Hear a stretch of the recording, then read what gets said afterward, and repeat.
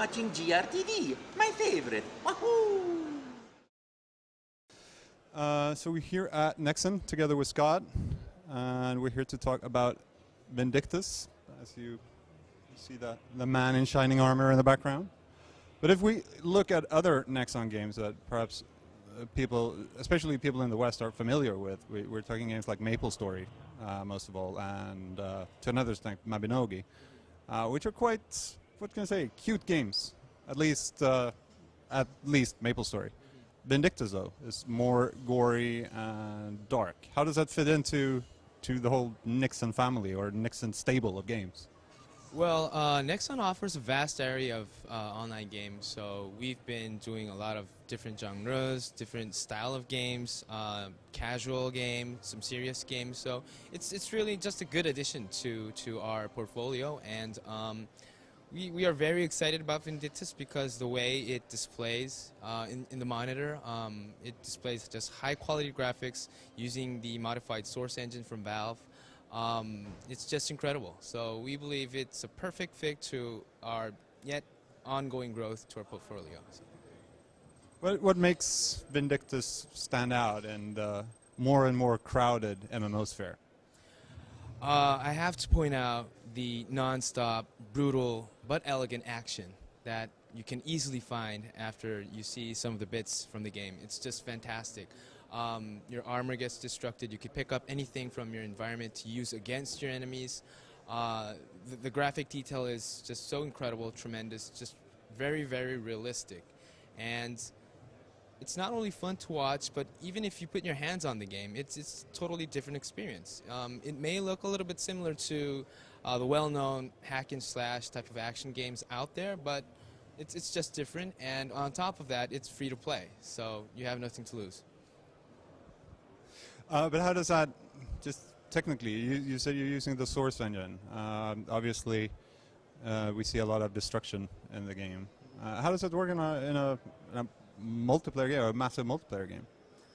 Well, I am not the developer, actually, so I really don't have much to say how it implemented some specific parts of the source engine.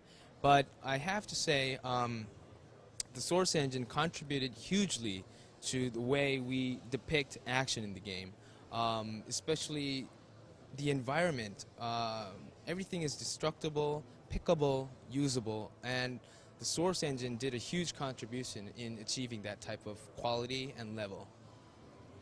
Being a Korean company, and Nexon has been around for quite some time now, very successful free-to-play publisher. How do you feel about other more like Western companies adapting the same model? Not originally, but like Lord of the Rings Online, for example, and also, well, lesser degree, Algernon and those. Well, I think that really means something. We've been pioneering the microtransaction-based business model for years, and we've proven to the world that it can become a lucrative business. And the recent changes, such as Lord of the Rings, Age of Conan, no. Well, EverQuest extended? Yes. So I think the reason why they are following this type of model is they realize the consumers are getting more conscious about making payments online. They want to know why they have to make the payments and what they're paying for. And I think this microtransaction business model really is clear about that. So you get the service that you really paid for. And that's the more cleverer way, I think, to make the consumers open their pockets. What do you think about generally a lot of Western gamers that are used to the old subscription model? What do you think? A lot of people react very negatively, or that a game that goes free to play needs to be in serious economical trouble to adapt that model. What do you, as a pure free to play developer, think about those kinds of ideas? Subscription-based model games, or?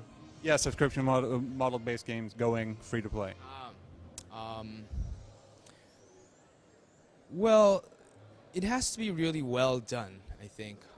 The economy, yes, it could be easily ruined, and you have to make sure the customers know what they are paying for, in the marketplace. It's not just about making money. It's about what kind of experience are you bringing to the consumers who are willing to pay. And especially for Vindictus, we think it's going to be fantastic because it's going to generally change the way the people's view on free-to-play games because of its high quality, but yet it still monetizes our users through microtransactions. What kind of microtransactions will we see in Vindictus? Most of the microtransactions will happen for customizations, for hairstyles, facial, but that's actually the case in Korea. And when it comes to North America, when the commercial service comes to Europe, we think it could be tweaked a little bit. But generally, right now in Korea, it's mostly about customization. So the typical, again, the prejudice against free-to-play, we won't be paying for power? No. In Vindictus, even back in Korea, the commercial model isn't based on gaining power or levels through cash. The entire area is just open 100% to every user, paying, non-paying. So, yeah, I mean, you could really enjoy the genuine experience coming from Vindictus without paying a penny. All right, so you're in closed beta now?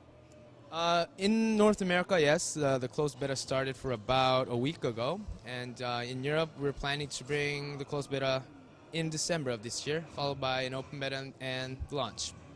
So 2011, both open beta and launch? Yes, yes. I think the players can expect to enjoy Vindictus fully early in 2011. Thank you very much for your time.